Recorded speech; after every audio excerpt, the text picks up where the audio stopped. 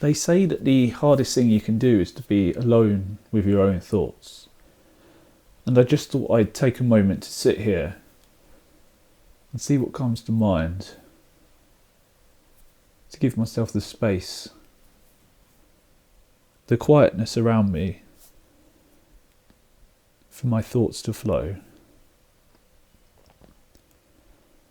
I think the first thing that I'm thinking of is how typically throughout my day there's not much time for quiet. The only real time that I get for quiet is when I'm lying in bed waiting to go to sleep. And I think about how much trouble I've had with sleep in the past. For instance, I said the word trying to go to sleep. That's something I've always struggled with, is when you're lying there and you're really thinking, I wish I was asleep right now. You might be thinking, I've got to get up early tomorrow. I've got something really important to do. It would be really beneficial if I got my 8 hours sleep. And then suddenly you've got this stress to fall asleep. And then that just makes it so no sleep ever comes. And something I've been trying to learn over the past, I'd say about 2 years, is just acceptance. So accepting the situation that you're in, accepting how you feel, like truly accepting it, and just letting it be.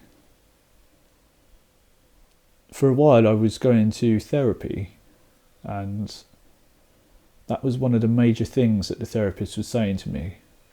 When emotions arise, don't try and suppress them and just accept that they are there, because they're like your natural reaction to that thing. So for instance, in terms of me trying to fall asleep, it would be anxiety that would come up. And actually frustration, because the frustration would be, why am I not falling asleep?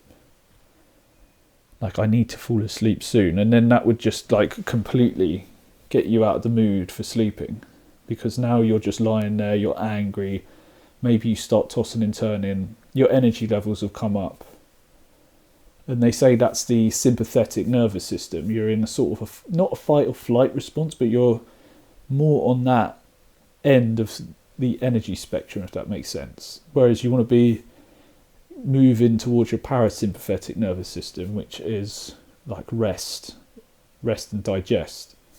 So feeling like relaxed and comfortable. And I think just part of accepting however you're feeling is sort of that gateway into your rest and digest pathway. Another thing that I'm thinking of is, a friend said to me, he sometimes feels like it's better to feel nothing, like not want anything. It's easier to not want things in life, which I think is quite a valid statement, really.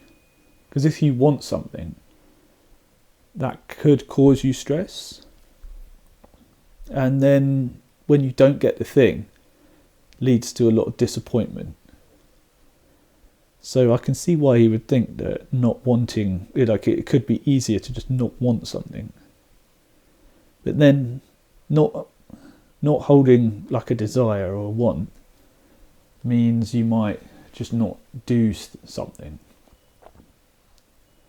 You'd be directionless. So to some extent you do need some wants. But I guess if you want to try and avoid that, you take some time like this to really think about what you do want. And then those can be sort of your missions, your goals. So for me, my main want is to be healthy and happy. So most of my decisions are around trying to achieve that. So for instance, I might be having a healthy breakfast, and it's not that, say, it might not be that I want that breakfast in particular, it's more that I want to feel healthy and happy later. So it's almost that sort of delayed gratification that you're really seeking. I guess you want to suffer a little bit, because when you go through suffering, it makes something more worthwhile in the end. Like going to the gym, you're going into the gym and you, to some extent, you are just putting yourself through some suffering, so later you can feel better, you can look better, you can achieve, physically more than you would have otherwise if you didn't put yourself through that suffering. So it could be like setting time for you to work. Say you're working at the computer, or you're doing some homework or whatever it is, and you might be setting yourself 15 minutes to work and then 5 minutes to do something else. That's something we try with some students in the college, actually. What we aim to would be, say someone's focus isn't so good, or they have a tendency to want to talk a lot. It's very individual, but say they want to talk a lot or look at their phone is the main thing. You might set aside, like I said, 15 minutes. It could be less time than that. It depends on the level of focus that they're able to give, or you're able to give to whatever you're trying to do. And then after that time period, it's now, here's a bit of a reward. Go on your phone for a bit. Another thing that's coming up is insecurity. Being able to express yourself, I think, is very important. And not feeling confident enough to do that could lead to you suppressing how you feel. Now, I think when you suppress how you feel, that leads to problems down the line. Say, for instance, I was very stressed out with the situation I was in, and I just suppressed it. I just worked through it. Months down the line, could be years down the line, something's going to boil over, and then it's like a breaking point's going to happen. And at that point, you're going to make a bad decision.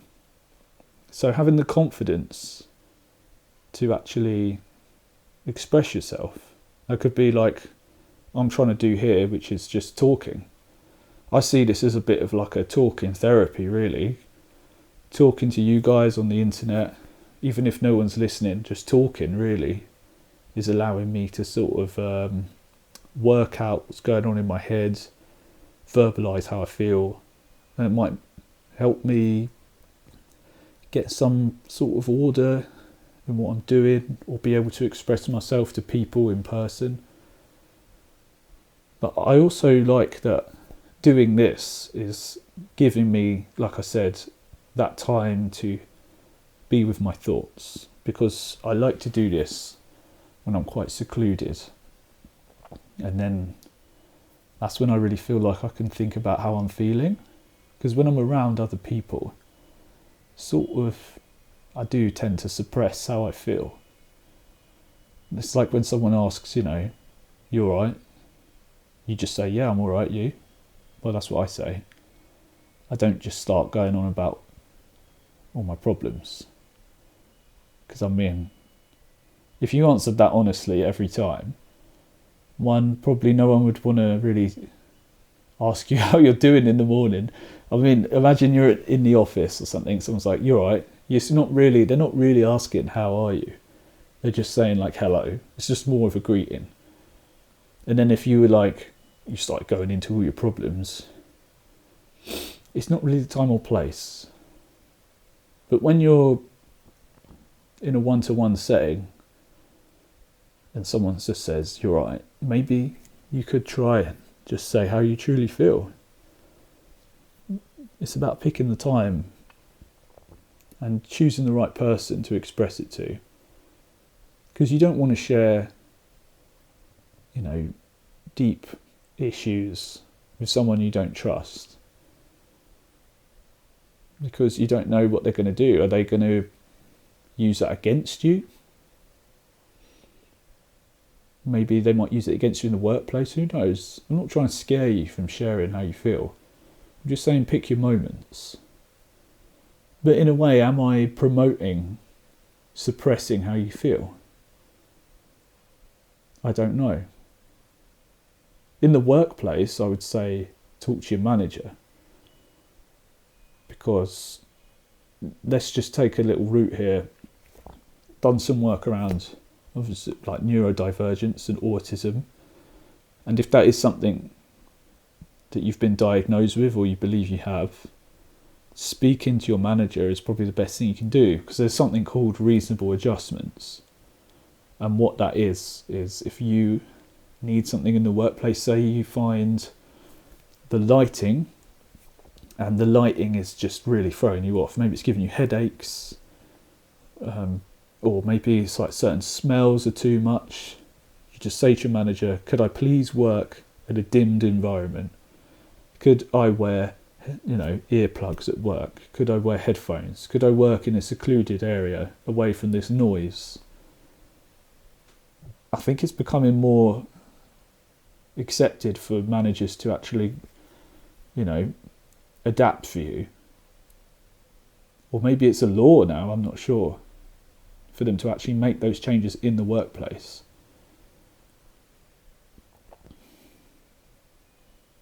One thing I'm thinking about is physicality. I think fostering a strong physicality is really important to recovering from anything, or helping you deal with anything. Let's just say we're going back to autism and those sort of things. I only bring that up because I work in an environment where there's a lot of students with autism, and through my therapy as well, my therapist said that she believes I have Asperger's syndrome, which would be getting locked into thought loops or getting locked into certain ways of thinking, which I do believe I do that. I find that working on my body, health, all that sort of thing, helps deal with those issues. Like particularly what I'm talking about is the anxieties that come from it. So for me in particular, I am quite prone to sort of sensory overload. So when I walk into quite a busy environment, like there's lots of people, I still struggle to this day with, it might just be like too much, and I'll have this sense of fear. So like whenever someone even looks at me, I'll get this pang of fear. And then I'll just be in this heightened state of awareness for a while. But using exercise, I think it's helped me deal with that a lot better. Whereas before, I might have had, it might have developed into a panic attack. But now I've got more of a coping mechanism for it. But it's not just that, it's more just understanding yourself. There is a spectrum to autism, and you might display some signs of it, and it's just learning about that. And it might not mean that you have a diagnosis of autism, but you might have traits, and learning about that and ways that you can sort of temper those can really help you deal with things.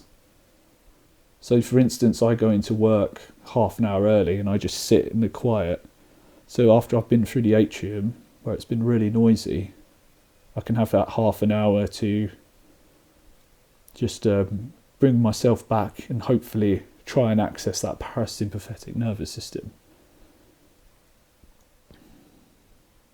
So in a way, I've developed my own reasonable adjustment. Yes, I go into work half an hour early every day. I'm not getting paid for that half an hour, but I'll tell you what, I think it's better to do that for my mental health than to just turn up and be in that elevated state of awareness. Because that would probably lead to me feeling a lot of anxiety throughout the day.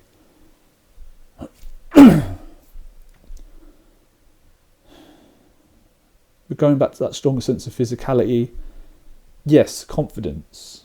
I think developing yourself, developing your muscles, developing your cardio.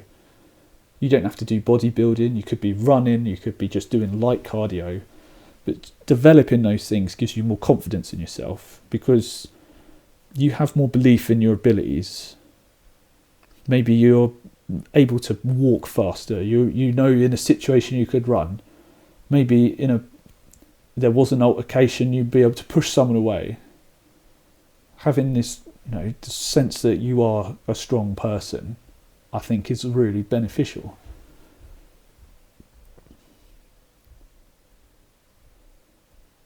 One thing I'm thinking right now is I've been sitting in this squat position for so long, I've got pins and needles. Oh, my legs have gone numb. Oh, how long can you sit in a squat position for? How long did I last? I don't know. I don't know. One thing I am thinking of is something I've believed for a long time is something's not really worth doing if you can't share it with others. And I think that just plays into sort of human nature, really. We want to be with a tribe. We want to share how we feel. We just want to share things with someone. Doesn't necessarily mean you want to talk or anything like that. It might just be you want someone there. Someone's experiencing life near you. And I think that's fine. But something I want to work on is being able to do things on my own. My legs have total pins and needles right now. I've got to shake them out. Yeah, I want to be able to do things on my own. And doing this, talking to camera again, I think it's working on that. Because, yes, I do find it hard to do things on my own. So let's give you an example. One obvious example for myself is I used to do a lot of skateboarding. And I'd always have friends to do it with. And to be more specific, people who were of the same skill level of me. And we were developing together over the years that we did skateboarding. We had that sort of shared experience of becoming quite, I would say, skilled at skateboarding. And having people of an equivalent skill level to yourself to share that with, I thought that was really important. I didn't know it at the time. It's only now, upon reflection, that I know that it's a very important thing to me. And then later on, my friends they stopped skateboarding. I continued to do it because I did enjoy the mastery of it, mastering the kickflip. It's like, on a tangent, it's like when people say, I think it's a Bruce Lee quote, like, don't fear the man who can do 10,000 kicks once, but the man who's practiced one kick 10,000 times. And without knowing it, that was the approach I took to the kickflip. That was what I practiced. I might have done it 10,000 times, who knows? But the thing is, I did go out and do that on my own sometimes, but I found it very hard. And then I had a friend who did some skateboarding with me just because we hung out. And, I enjoyed doing skateboarding with him, but there was that feeling in the back of my head that something's missing. And that was like being pushed by someone of the equivalent skill level and sort of pushing myself to be better. And my skill level stagnated and I just became quite bitter about skateboarding, to be honest. It became very toxic to me. But I think it's taught me a lesson that what I want is to have peers that push me to be better. And that's not something I've ever actually thought about, but I've just realised that through talking to you now. that is what I want. And I guess I've been seeking that. And I feel like that's probably why I've been doing the things I've been doing. And why a lot of the time I feel dissatisfied with what I'm doing, because I'm not with the people who are pushing me to be better. That's why I don't like being on my own. There's no one to push me to be better. And it's not that I'm trying to compare myself. It's more, as a person, I feed off of other people's energies. So I find a lot of the time, without me even realising, I change who I am depending on who I'm talking to. And I'm not trying to. So if I'm talking to someone and they might be quite anxious or reserved, I become quite reserved. And I find it hard to approach them. I try to approach them in a soft way.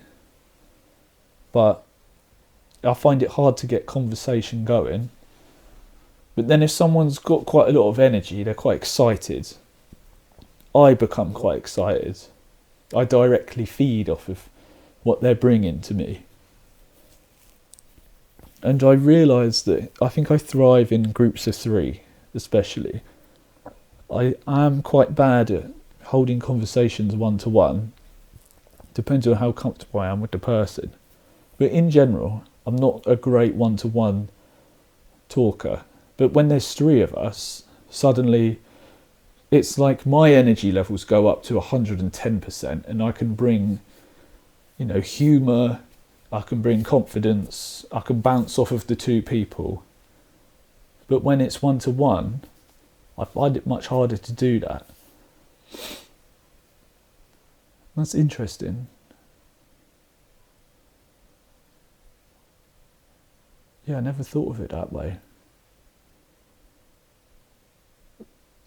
One thing my friend said to me was he feels like he's felt everything he's already going to feel for the rest of his life. Like he's already felt everything he could feel. That's an interesting thing to say. And I think, one, that's part of aging. Things aren't new anymore in your area. If you've lived in an area for a long time, you know the area. You're probably doing like some sort of work routine. You've been maybe doing that job for a while. Yes, it's not new. So it would be a case of making yourself do something new.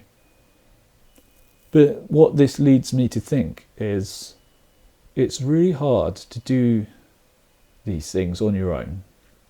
And I think a lot of the time you need to meet someone who can push you to do something new. Or someone who shows you a new way of doing things, or a new world in a way, because you might, like, I'm in my certain way of living, I'm stuck in my ways of thinking, my routines, my opinions, and then you meet someone who's completely different to you, and then suddenly you're like, wow, that is... I've seen a new way of life that I never thought was possible. And that's my timer. Wow. That means we've been talking for about 25 minutes. That went really fast. It feels weird to have my eyes open. Yeah, that was really interesting talking to you guys. It was almost like talking meditation in a way. I definitely will try this again. It definitely made me realise a few things. And I guess I'd extend the invitation for you to do it yourself. See what happens. Sit somewhere and close your eyes for half an hour. And see what comes up. Maybe don't record it. You could just write down what you think afterwards, and then look back at it tomorrow or in a week and see if those ideas still resonate with you. And those ideas that do resonate with you, maybe those are the thoughts that are worth thinking about further. Yeah, very interesting. Anyway, if you've made it this far, I thank you, because not many of you will. So really big thank you to if you've made it this far, and I'll see you in the next video. Please subscribe to keep up to date, because I want to do some more. See you in the next one.